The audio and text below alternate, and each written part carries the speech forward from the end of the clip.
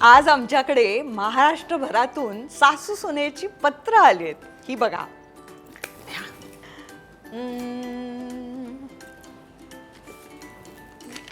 बघूया कोणाचं पत्र आहे.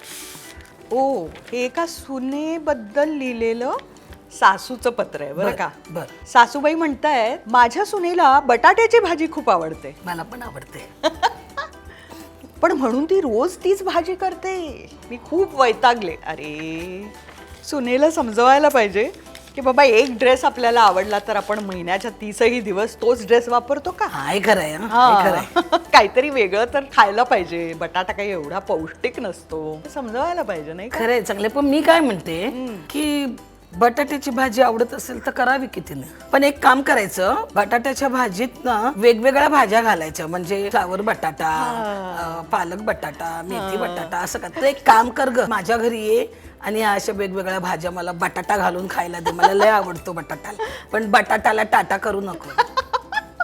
चांगलं बोलले मी. मी वाचू का पुढचं? हो हो, वाचा.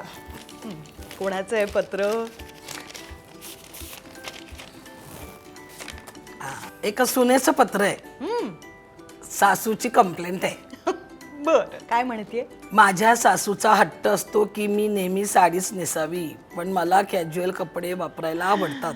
आता मी काय करू? मला असं वाटतं की सणासुदीला किंवा पाहुणे आले तर किंवा पूजेला साडी नेसलीच पाहिजे साडी.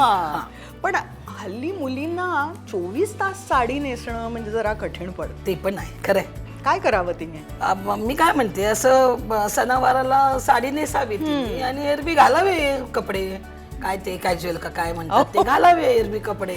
सासूबाईंना समजावून सांगा. हो, एक काम कर पोरी, सासूबाईंना पण काहीतरी सलवार कमीज आणून दे आणि त्या आणि तू दोघी मिळून घाला कपडे. हो, खूप लाईक्स मिळाल्या ना सासूला की त्या पण तेच घालतील. आणि मग ते फोटो आम्हाला पण पाठवा बरं का. तर अशीच महाराष्ट्राची एक खास आई मुलीची आणि सासू सुनेची नातं सांगणारी वेब सिरीज अगं आई आहो आई येते मराठी झी 5 वर. नक्की पहा.